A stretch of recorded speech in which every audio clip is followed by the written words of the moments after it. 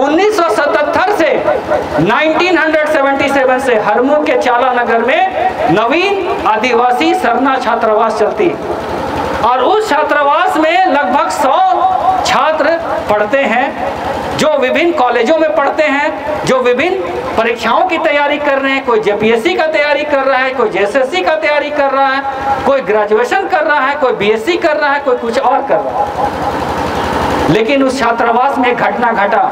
आज कितना तारीख? 30 तारीख। 16 तारीख को 9:30 बजे सुबह में 300 लोग पिस्तौल, तलवार, हथियार हरवा के साथ हॉस्टल में घुस गया। और घुसने के बाद जो बहुत सारे स्टूडेंट तो कॉलेज चले गए थे और बहुत सारे स्टूडेंट वहीं पर थे, 15-16 स्टूडेंट, और 300 अशरारती मतलब शरारती तत्व, असामाजिक तत्व, गुंडा प्रवृत्ति के लोग उस कॉलेज में घुस जाते हैं, चार दीवारी को तोड़ देते हैं, हॉस्टल के एस्बेस्टर को तोड़ देते हैं, हर रूम में घुस कर जहां छात्र छात्राएं पढ़ते थे, छात्र पढ़ते थे, उनके दीवारों को तोड़ देते हैं, उनके किताब को तोड़ देते हैं, उनके कलम को तोड़ देते हैं, उनके सर्टिफिकेट को फाड़ देते हैं। क्या इस अन्याय को आप बर्दाश्त करेंगे? करेंगे। तो जब थाना प्रभारी जो ममता कुमारी है, जो सुखदेव नगर थाना के अंतर्गत हरमू पड़ता है, उनको सूचना दी जाती है तो वो स्टूडेंट लोग को बोलती है कि तुम लोग तमाशा मत करो। हम लोग को मार दिया, हम लोग को पीट दिया, हमारे किताबों को फाड़ दिया, हमारे सारे रूम को तहस नहस कर दिया, यहाँ तक कि हमारा रसोई, हमारा बाथरूम, एक एक चीज को चकनाचूर करके रख दिया।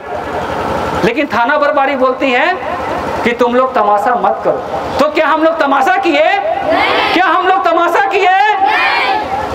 तो कानून क्यों है? थाना प्रभारी क्यों है? थाना प्रभारी अगर किसी के साथ अन्याय होता है तो उसको न्याय दिलाने के लिए। लेकिन हम लोग के साथ इतना बड़ा अन्याय हुआ, लेकिन थाना प्रभारी ममता कुमारी हम ही लोग को बोलते हैं कि तमाशा करो। तो क्या यहाँ लोहरदगा के बच्चे भी उस नवीन छात्रावास में रहते हैं? तो लोहरदगा जो जिला बना, उस जिले को परिस्थिति को आप समझ रहे हैं कि कितनी गरीबी है यहाँ पर, कितने मुश्किल से लोग यहाँ पर पढ़ते हैं और राजधानी रांची तक पहुँचते हैं मड़वा खा कर कि किसी तरीके से पढ़ेंगे, और उनके माँ बाप धान बेच कर उसको वहाँ पर भेजते हैं। लेकिन उन लोग को पढ़ने नहीं दिया जा रहा, उन लोग को रोका जा रहा। कई बच्चों का इंटर का परीक्षा था, लेकिन उनके किताबों को फाड़ दिया गया, उनके कलमों को तोड़ दिया गया, उनके पुस्तकों को फाड़ दिया गया। उनका मनोदशा क्या होगा? क्या उनके मनोदशा को समझने वाला इस राज्य में कोई है? आप एक चीज बताइए कि 24 घंटा हो गया, 16 तारीख को घटना घटी, 17 तारीख को उसी छात्रावास में पुनः एक बैठक होती है, और उस बैठक में मांडर के विधायक, सिसई के विधायक और आपके खिजरी के विधायक राजेश कच्छप और आपके लोहरदगा के जो पूर्व विधायक थे सुखदेव भगत जी वहां पर मीटिंग में शामिल होते। और उस समय थाना प्रभारी को बोला जाता है कि आप अपने दायित्व को अच्छे तरीके से नहीं निभाएं। तो जीगा सुसरन मुंडा होरो जो यहाँ सिसई के आपके विधायक हैं, वो आवेश में कुछ बात को बोल दिए कि आपने अच्छा नहीं किया तो क्या यहाँ के बच्चे जो है वो हथियार उठा ले, क्या जंगल में चले जाए, क्या नक्सली बन जाए। तो जवाब दे दिया जाता है थाना प्रभारी से कि आप इस तरीके के बात को नहीं बोल सकते, और वो उस बैठक से उठ के चली जाती। इतना ही अगर उनको संवेदना था, 24 घंटे हो गए थे घटने के, रांची जैसे शहर में जहां मुख्यमंत्री रहते हैं, जहां चीफ सेक्रेटरी रहते हैं, जहां तमाम विधायक रहते हैं, जहां बड़े बड़े पदाधिकारी रहते हैं, जो वीवीआईपी जहां से मुख्यमंत्री का कारगेट जाता है, उस कारगेट के रास्ते से मात्र 1 किलोमीटर की दूरी पे हरमू छात्रावास है। और उस छात्रावास में दिन के उजाले में 250-300 लोग हथियार के बल पर लोगों को मारते हैं, आदिवासी बच्चों को मारते हैं। क्या आप बर्दाश्त करेंगे? क्या करेंगे? हम लोग पढ़ने लिखने वाले लोग, हम लोग अपने माँ बाप का नाम कमाने के लिए निकले हैं, झारखंड का नाम कमाने के लिए निकले हैं। मराम गोमके के औलाद हैं जिन्होंने पहली बार जब भारत आजाद नहीं था, उन्होंने आईसीएस की परीक्षा पास करने का काम किया था। और उन्होंने संविधान सभा में भी आदिवासी के अधिकारों की लड़ाई लड़ी थी।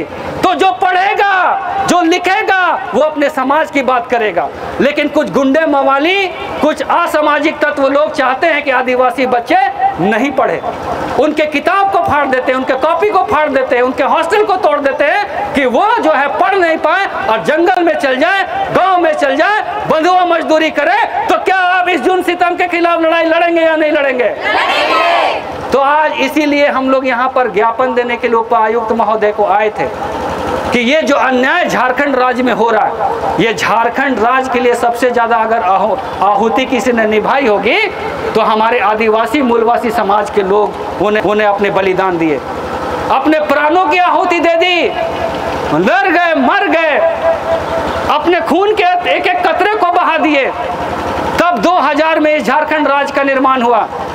लेकिन 21 साल जब झारखंड राज्य के निर्माण का हो गया, जब आदिवासी मुख्यमंत्री माननीय हेमंत सोरेन सत्ता पे काबिज हैं, उस समय आदिवासी छात्रों के साथ इतना बड़ा अन्याय और जुल्म सितम हो रहा है, वो भी झारखंड की राजधानी रांची में।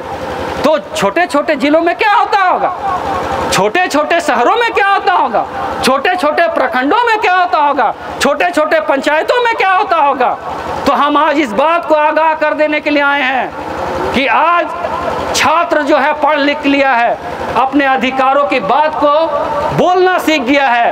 तुम जितना हमको मारोगे उतने ही बुलंदी से हम अपने आवाज को उठाएंगे। हम भगवान बिरसा मुंडा के वंशज हैं, हम सिद्धू कान्हू के वंशज हैं, तिलका खड़िया के वंशज हैं, वीर बुद्धू भगत के वंशज हैं, जयपाल सिंह मराम गोंके के वंशज हैं।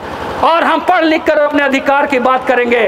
और अगर अपने खून के एक एक कतरे को भी बहाना पड़े तो अपने समाज की आवाज को उठाते हुए अपने समाज के लिए एक एक खून के कतरे को बहा देंगे। बहा देंगे कि नहीं बहा देंगे? आज हम ये मांग करने आए हैं कि जो 300 लोग जो छात्रावास में घुस गए, आज दूसरे समाज के साथ ऐसा हुआ होता तो आपको क्या लगता है, गिरफ्तारी हुआ होता कि नहीं हुआ होता? लेकिन आज आदिवासी समाज के लोगों के साथ, मूलवासी समाज के बच्चों के साथ ऐसा हुआ। लेकिन आज खाना पूर्ति के लिए मात्र 5 लोगों को पकड़ा गया, जबकि वहां सीसीटीवी फुटेज है, सीसीटीवी लगा हुआ है, प्रमाण है। और बहुत सारे ऐसे शरारती और गुंडा प्रवृत्ति के लोग थे कि एक तरफ तो कुकृत्य को कर रहे थे और दूसरे तरफ फेसबुक में लाइव भी चला रहे थे। तो ये बहुत बड़ा प्रमाण प्रशासन के पास। ये एक एक झारखंड का बच्चा जान गया कि कौन किया, लेकिन झारखंड पुलिस और झारखंड के प्रशासन और रांची के प्रशासन को ये नहीं पता है कि 300 लोग कौन है। तो उनको क्या पद में रहने का अधिकार है? क्या उनको पद में रहने का अधिकार है? अगर तुम अपने पद की जिम्मेवारी को नहीं निभा सकते हो, अपने पद को छोड़ दो, तुम लोगों के साथ अन्याय करना बंद कर दो और संविधान का साथ खिलवाड़ करना बंद कर दो। क्योंकि हम संविधान को मानने वाले लोग हैं, अपने अधिकारों की बात संवैधानिक तरीके से करते हैं। उस दिन 15 से 20 बच्चे थे, 300 लोग हथियार के बल पर वहां पर आ गए। अगर उनके साथ कोई घटना घट जाती, किसी की जिंदगी चले जाती, उसका जिम्मेवार कौन होता?